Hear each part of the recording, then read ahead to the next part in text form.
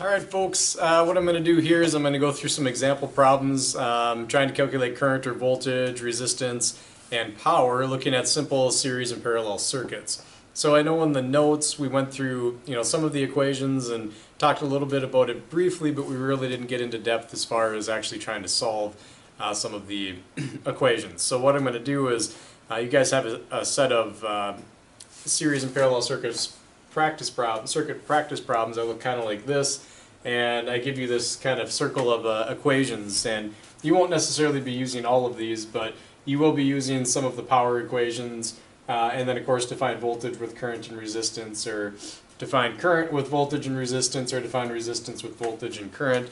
Those are all going to be somewhat predominant. So the examples that I do are not the exact same problems that you guys have to solve this week. However, they're going to be like a direct example of problem number 1, problem number 2, problem number 3, and so forth. So if you guys want to follow along to this, it should certainly help you out solving some of the problems. So problem number 1, or example number 1, you guys have a real basic circuit.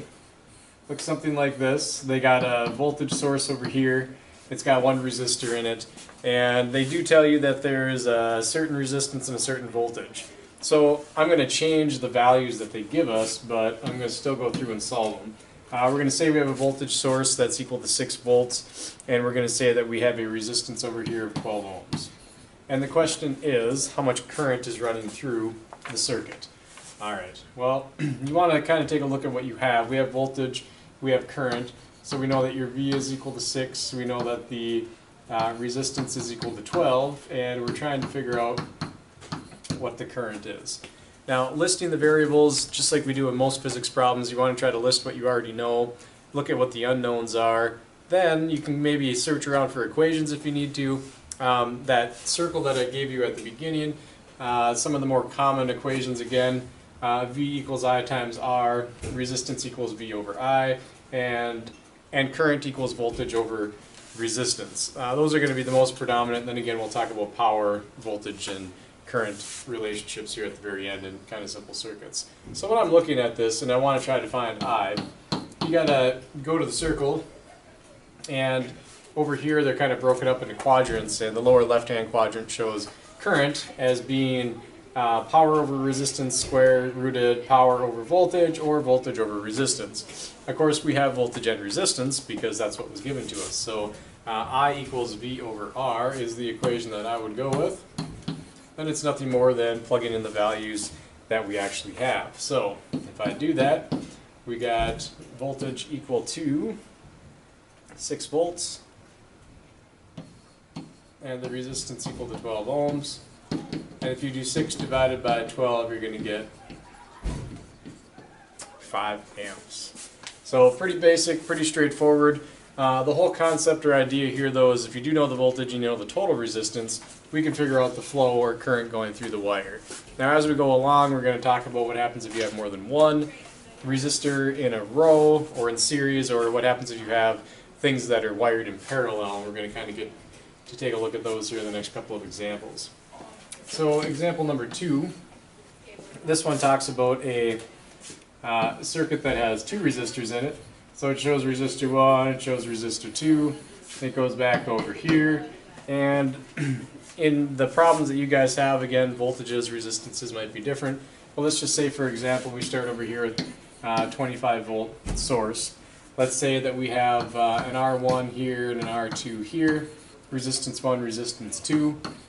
Let's just say that the value for resistor 1 is equal to 2 ohms, and let's say the resistance for the second one is equal to 7 ohms. Then we need to try to figure out, based on the voltage that we have here, 25 volts, what is the current. So our equation, I equals V over R, will still work, but we have to do something with the resistances first. If you want to try to find the total flow going through here, we need to know the total resistance. When resistors or light bulbs or something like that, anything that's going to be drawing resistance or power of some sort, if they're put in series, meaning connected from like tip to tail or tail to end, it's like a single lane road, all the cars, or in this situation all of the electrons, if we're talking about DC power, have to flow through these resistors. So the one in the back can only go as fast as the one in the front. It's kind of like being stuck in a traffic jam. So we need to know what the total resistance is. If it's all on the same road, you literally just add them together. If we want to find the resistance total, I can just take the 2 and add it to the 7 and know that I get a total of 9 ohms. With that being the total resistance, I can go back to my base equation. Current is equal to voltage divided by resistance. And if I can plug in my 25 volts, and I got to divide that by the resistance of 9 ohms, I'll plug that in here and see what we get. I get about 2.78 amps. Now remember, I know this is a higher voltage, but we got a little bit of resistance here also. So if we were to lower the resistance, this would go up. If we were to increase the resistance, then this would go down. For example number 3, we're going to take a look at parallel circuits. And what a parallel circuit is, if you have some sort of a voltage source, you're going to have 2 resistors, almost as if it's got 2 separate paths for them to go. It's going to look something like this. We're going to have some sort of a voltage source over here. They tell us that the first resistor here, R1, is equal to 100 ohms. They're going to tell us resistance 2 over here is equal to 200 ohms. We have a voltage source. In this example, is going to be equal to 12 volts. And we're going to look at a few different questions. First question is going to talk about how much current is flowing through resistor 1, how much current is flowing through resistor 2, and then how much current is actually flowing, through the battery or through the other wires that are feeding those two. So the thing to remember here, when you're dealing with parallel circuits, the voltage across each side of the resistors is always equal to whatever the power source is. So in this situation, it's 12 volts. So I have 12 volts here, 12 volts here, here, and here, all the way across. So if I have more than one path for the electricity to flow, and you have constant voltage on each side, the current through each of those might be different. This one's going to be more than this one because this is a higher resistance. This one's being choked down or slowed up more. The combination of these two is going to be added together and found in the line going in or out of the battery. So there's a couple ways to go about it. If we want to find the the current going across resistor 1, we can look at it like this. You can just do V over R1, and if we want to find the current through resistor 2, we can just do V over R2. Now if we do this, this isn't going to give us the total voltage, this will give us, or this will not give us the total current, it'll give us the current through each one of these locations. So if I plug the values in that we got, I got 12 over 100 here, I got 12 over 200 here. Okay? So with that being the case, if we divide those out,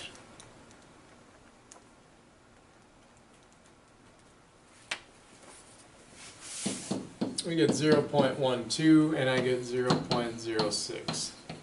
So this is the total amount of amps going through each point. So if we look at that, I know again here, this is going to be the 0.2 amps going here. This is going to be the 0.6 amps going through there. If that's the case, if I got 0.12 here and I got 0.06 here, I mean whether this is the flow rate of water or something like that, gallons per minute, it doesn't really matter. By the time it comes down here to where there's only a single lane, you could venture to guess that we could just add those two together and the total amps would have to be 0.12 plus 0.06, which is going to give me 0.18 amps. Now, that's not the only way to find the total amperage here. Another thing that we can do is we could find the total resistance, kind of like we did with the series circuit, but finding the equivalent resistance in a parallel circuit is not quite as easy as in series. When they're in series, you can just add them together. I can't add 100 and 200 and say that the total resistance of this is equal to 300. Unfortunately, you got to set it up a little bit differently. If we want the total resistance in a parallel circuit, you're actually kind of adding the inverses of what is there. I can do 1 over R1 plus 1 over R2 will equal 1 over the R total. And you might think, well, that doesn't, who cares? Why don't I just flip the whole thing over? The problem lies, here's our 1 over R1 is 1 over 100, and here's 1 over R2, this is 1 over 200. When you add fractions together, remember this isn't multiplying, we're adding them together. You can only add them if they have common denominators, right? So 1 over 100 plus 1 over 200 doesn't really work. We have to do 2 over 200 plus 1 over 200 to make these fractions addable. And once we've done that, then we have 3 over 200.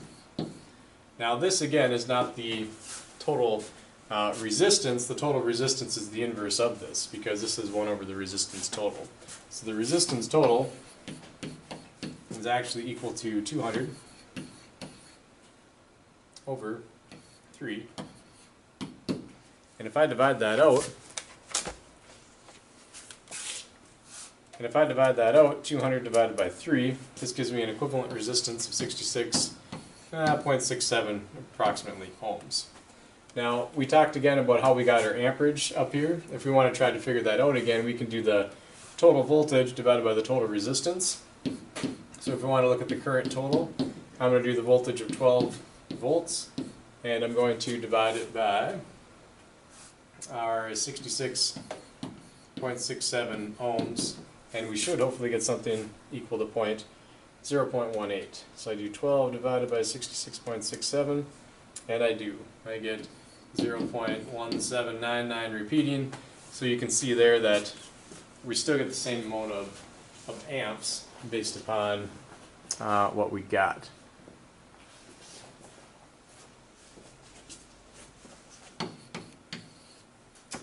We'll do another one here. We'll do example number 4. And example number 4, I'm going to get a somewhat of a compound circuit. So the circuit's going to have some series and some parallel circuits involved. So when we start with the battery source, we're going to have one resistor here, we're going to have another resistor here. Then we're going to go down here, we're going to put a couple of resistors in parallel, and then we'll connect it back to the voltage source. So we'll have some sort of voltage source over here. Let's just say, for example, that our voltage source is equal to 12 volts. Let's say our resistance 1, R1 here, is equal to 6 ohms. We're going to say that resistance 2 is equal to 6 ohms. We're going to say that resistor 3, which is right here, is going to be 12 ohms. And we're going to say resistor 4 is equal to 2 ohms. So we got these going through all sorts of different locations. We got series and parallel circuits all combined. One thing that could be helpful if we wanted to try to figure out the total current, like the total current flowing out of here or flowing back into here, we would need to know the total resistance in the complete circuit. And again, if we want to find the total resistance between these two, we can simply add these two together. This is simply going to equal 12 ohms. You just go plus and plus. When we get to this point, again, I can't do 12 plus 2 and get 18, because there's multiple paths for all of this to go. But if I do want to figure this out, I can do 1 over RT equals 1 over 12 plus 1 over 2. And if you're going to add these together, we got to go equivalent fractions. I guess our lowest common denominator here is going to be 12. So this is going to be 1 12th plus 6 12ths. And if I add those together and get 7 12ths, my resistance total here is going to be 12 over 7. And if I divide that out, I'll get the total resistance of the parallel portion of the circuit. So we're going to do 12 divided by 7. This gives me about 1.71 ohms. So if I want the resistance total for the entire circuit, it's going to be the 12 plus the 1.71. This is going to give me 13.71 ohms. Why is that helpful? Because if we want to find the current, maybe in one location, I'll call this current total across the whole thing. I would have to take the total voltage and divide it by the total resistance to get the total current. Our voltage to start with is 12 volts. Our total resistance now is kind of a goofy looking number. 13.71 ohms. And if I divide that out, it will tell me the total flow in and out of the battery. 2.71, so this gives me 0.888 approximately. It's about 8.75. I'm going to stretch it out to this. So that's how many amps we have to work with total. Now we could look at other specific questions that ask us how much current is flowing across these resistors relative to these resistors. Now these are in series or in line, so everything that's coming out of here has to go through here. There's only one path. Everything that's coming out of here, once it gets to this wire, everything has to be going in the same direction or same path also. Where we get a variance on the current is across these two resistors. Now the one thing that's true is this 0.875. Whatever current I get through here or here, the total of those added together have to give me this same value. If these were equal resistances, like if this was 2 and 2, I could just take this value and divide it by 2 and say it's equal across both ones. But we cannot necessarily do that. So there's a couple ways we can go about it. One, we could calculate the voltage drop across these first two resistors in series and see how much voltage is left out of my 12 volts. Because as you go through, every time you cross a resistor, in essence the working voltage that you have on the other side becomes less. I don't have 12 volts from here to here or here to here. If these resistors were gone, sure, I would have 12 volts on each side and we could calculate the current if that need be. So if we're going to go about it in that fashion, I know that this is the same as having, we have this much current and we have that much resistance. If we know current and we know resistance, we should be able to find voltage. Voltage is going to equal current multiplied by resistance. So if I want to go back and try to figure out what is the voltage drop across here, I could do that. I could say I know I got the 0.875 amps and I have a total resistance in that situation there equal to 12. If I multiply this out, multiply the 0.0875 by 12,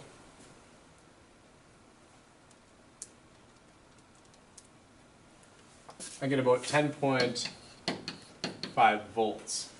That means from here all the way to here, that's what I'm working with, is 10.5 volts. So what's left over, if I take 10.5 and I subtract it from the 12, I only have 1.5 volts to go across from here to here.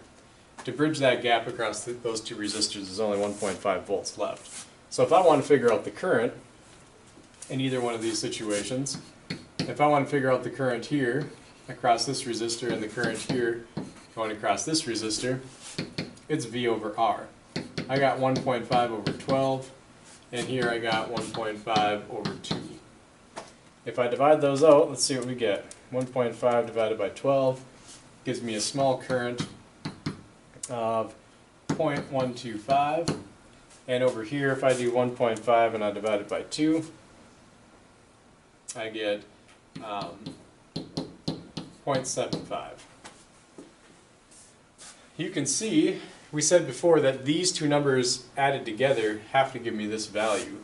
If I do 0.75 plus 0.125, I get 0.875. I can add those two together and go back to the 0.875 amps that I had before, which kind of makes sense because the total flow in versus the total flow out has to be the same. I believe that's known as Kirchhoff's rule. You know, if you had 5 gallons per minute flowing through here, if you break that 5 gallons per minute, if this was water in a hose or whatever, into these two, coming out the other side still has to be 5 gallons per minute, or in this situation, the amperage that we have total. For the next couple of examples, we're going to talk a little bit about power, similar to that. So we'll start out with a real simple circuit. We're going to have a battery source down here, and we're going to connect it to just a simple light bulb here. So the light bulb is going to be glowing bright, and we'll just make it come back around to this direction. So this will be an example for problem number 5. Let's just say, for example, we know the voltage of the battery down here is equal to 9 volts. So let's say we got that. Let's say we know the current running through the wire. Let's say that the current running through this wire is 12 amps. We want to figure out the power consumption of the light bulb, or how many watts is this light bulb. Our equation for power, if you go back and look at the very top, voltage multiplied by current is one of the equations to determine power. Now, power is a given amount of work done in a certain amount of time. And I know we talked about this earlier. Work is force times distance, which will give you a certain amount of energy consumption. If you divided that by a certain amount of time that it was being consumed, that would be your joules per second, and same thing as a watt. So what we're doing here, and there's a conversion to go from joules per second to watts, and watts to horsepower, things like that. But what we're going to do here is just try to figure out the total power. So our power is going to be equal to 9 volts multiplied by the 12 amps. It's 108 watts. That would be the wattage being consumed by the light bulb. And then for example number 6, they give us a little bit larger power source. They tell us that there's a 120 volt power source. They say that there's 3 light bulbs connected together, so they look kind of like this. Light bulb number 1, light bulb number 2, light bulb number 3. They say each of these light bulbs is equal to 60 watts. So they each have a rate of power that they're going to consume. And assuming this is all connected back together, they're asking what is the total current flowing through the wire. Well, let's take a look at what we do know. We do know that the voltage is equal to 120 volts. We know it is equal to all of the bulbs added together. I mean, obviously the more things you connect, the more power they're going to consume. So if we have 60 watts plus 60 watts plus 60 watts, you can multiply it all together and we know we get 180 watts total. If we want to figure out what the current is, we can rearrange our equation. We knew power was voltage multiplied by current, so then the current itself will be power divided by voltage. So let's plug in the values that we got. For power, we got 180 watts. And for voltage, we have 120 volts. And if we divide the 180 by 120, we get 1.5 amps. Alright, so those are just some quick examples. Hopefully they'll help you get through the practice problems that I have assigned to you. Obviously there's a lot of online sources also. You guys can feel free to use those. Online circuit builders, things like that, and other tutorials. So if you guys have any questions, please feel free to give me an email and I'll get back to you guys. Otherwise, have a good day. Thank you very much.